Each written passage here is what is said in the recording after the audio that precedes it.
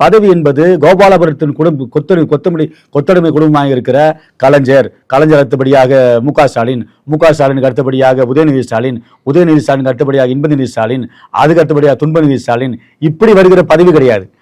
இது பிஜேபியினுடைய கட்சி சித்தாந்தத்தை அண்ணாமலை கிளியரா புரிஞ்சு கொண்டுதான் உள்ள வந்திருக்கிறாரு.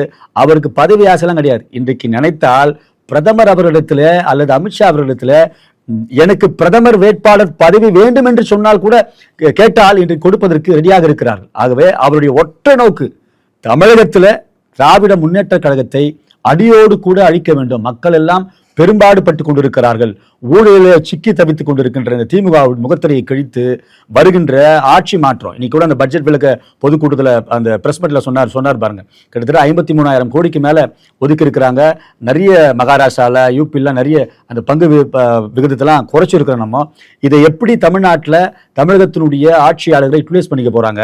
இவங்களுக்கு இன்னைக்கு ஆந்திராவில் பார்த்தீங்கன்னா நாசுக்கா மத்திய அமைச்சர்களையும் மத்திய அரசையும் வாழ்த்தி எல்லா முதலீட்டையும் இன்னைக்கு ஆந்திரா பக்கம் சந்திரபாபு நாயுடு இழுத்திருக்கிறார். இவங்க என்ன பண்றாங்க? டப்பா ஆட்சி, இந்த ஆட்சின்னு சொல்லி இவர்களை பிளேம் பண்ணி கோபத்தை உருவாக்கிய தமிழக மக்கள் மீது மிகப்பெரிய பார சுமையை போட்டுக் கொண்டிருக்கிறார்கள். அந்த வகையில எங்களுடைய அண்ணாமலையான் அவர்களுக்கு பதவி ஆசை என்பதே கிடையாது. அவர் வகித்த பதவியில் கூட, ஆனா நான் ஒரு கடைமுனை தொண்டன் தான், நான் ஒரு சாதாரண தொண்டனை, நான் ஒரு சாதாரண விவசாயியுடைய மகன் தான் சொல்லிதான் அவர் எவ்வளவு பெரிய கேட்டகரியில் இருந்தா கூட அவர் தன்னை ஒரு சக மனிதனாகத்தான் அவர் எல்லாருக்கும் காமிச்சு கொண்டு இருக்கிறார். அப்படிதான் நடந்து கொண்டிருக்கிறார்.